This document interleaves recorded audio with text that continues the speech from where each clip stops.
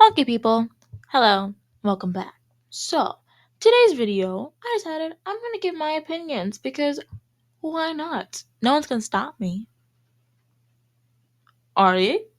No, you're not. So, today's K-pop video.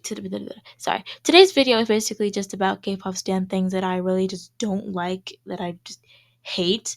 Um, I decided to get a little fancy with my words. I was going to use loathe, but that doesn't really sound good to me, so I used detest. So, K-pop stan things that I detest. And when I say detest, I'm going to say it like detest. So expect that throughout the video.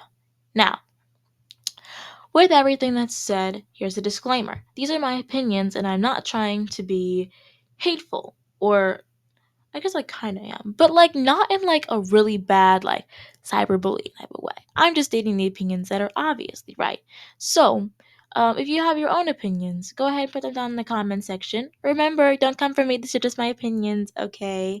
Um, I'm gonna say it one more time. My opinions, okay? If you can't take them, respectfully get off my channel. Okay, now that we've got everybody here, let's get into the video. Number one, when they obsess over an idol's past. So this one really irritates me, not only because like we get it, but also because they bring up these idols' past in order to win arguments most of the time.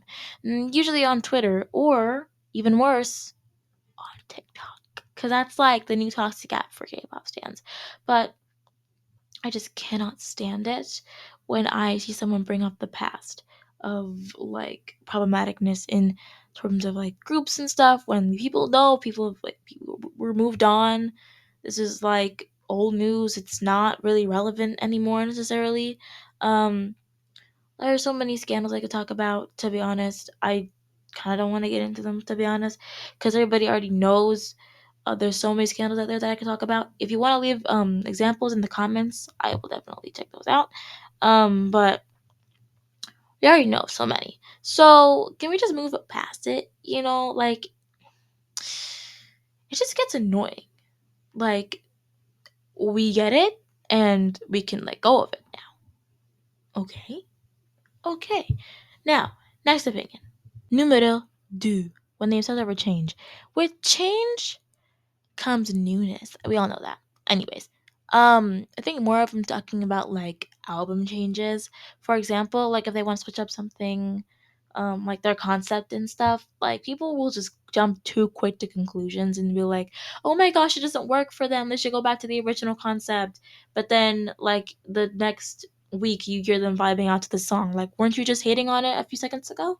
For example, I think an example that I kind of want to use is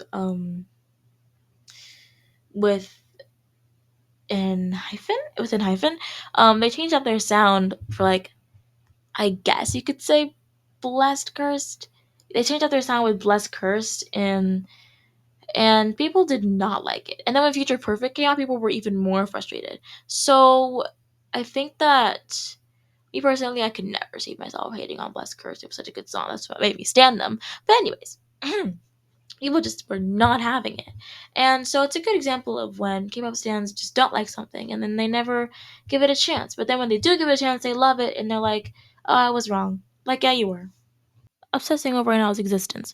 Now this one I like I've been I have done this in the past. Don't worry. You're not the only one. Okay.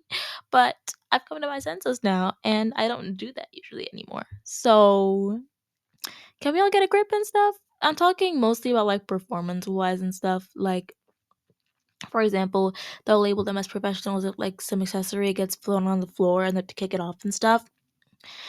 Like a child could do that. Like everybody, like what were they gonna do in the first place? Were they gonna stop the performance, make everybody do it again? No, it's common sense to kick it off the stage. Like you would do that too. You know it. Um, and then like when they like have expressionless emotions on stage and stuff, and everybody's like, "Oh my gosh, savage, cold, intimidating." Yes, slay. Like no, they just don't have stage presence. Like, well, I mean, stage presence isn't all about facial expressions, and I'll admit that. But come on, come on. Like, there's nothing. They're just expressionless. Be for real. Okay, so end of the video. I just wanted to say, it's probably gonna be coming up for my 1,000 special, which I'm doing a Q&A for that, by the way. So I just want to say a quick thank you for 1,000 subscribers, and I will definitely get that Q&A out as soon as possible at this video. So yeah. Okay. Bye. Subscribe.